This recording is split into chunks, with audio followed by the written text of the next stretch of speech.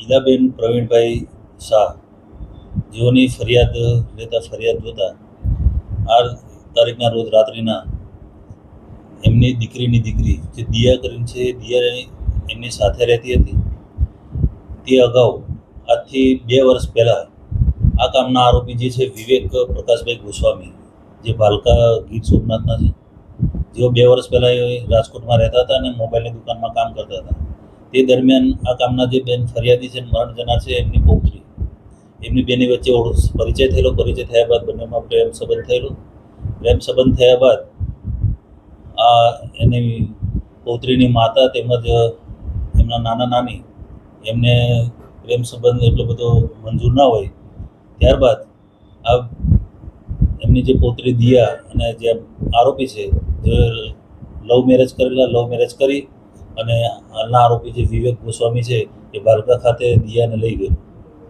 ત્યારબાદ થોડા સમય પછી દિયાના માતા તેમજ તેના નાના, જે હાલ મરણ ગયેલ છે પ્રવીણભાઈ, જેઓ તેને ભાલકા ગામે જઈ અને તેઓને સમજાવટ કરી અને અમારી સાથે થોડા દિવસ રહેવા મોકલામ કરીને ત્યાંથી લઈ આવ્યા. ત્યારબાદ અહીંયા આવ્યા પછી વિવેક, જેમનો આરોપી છે વિવેક ગોસ્વામી, એના ફોન પર વાત કરવાનું બંધ કરી દીધું અને તેનો ફોન પણ બ્લોકમાં મૂકવામાં આવ્યો. જેથી વિવેકને એવું લાગ્યું કે અમને બેને છૂટા પાડી દેશે, અમારા બેના લગ્ન સંસાર નહીં ચાલવા દે. જેથી રૂબરૂ મળવા આવેલો આ તારીખના રોજ રાત્રે.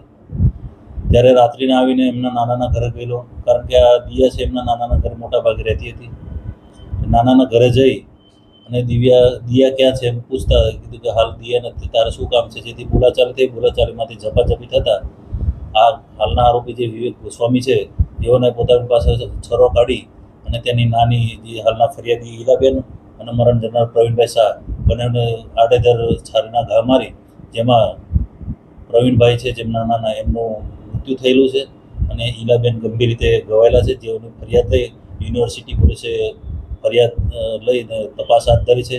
આરોપીની ધરપકડ કરી લેવામાં આવી છે અને હાલ યુનિવર્સિટી પીઆઈ જાતે આ ગુનાની તપાસ કરી રહ્યા છે. હાલ તપાસ ચાલી રહી છે, પણ 2 વર્ષ પહેલા પરિચયમાં આવેલા ને ત્યારબાદ આ લોકો લવ મેરેજ કરી અને પછી ત્યાં ભાલકા ખાતે રહેવા ગયેલા.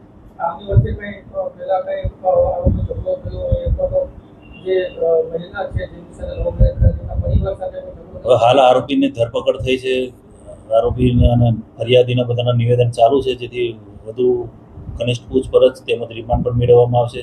રિમાન્ડ મેળવી પૂરેપૂરી તપાસમાં જે પણ નીકળે તે તપાસ કરવામાં આવશે.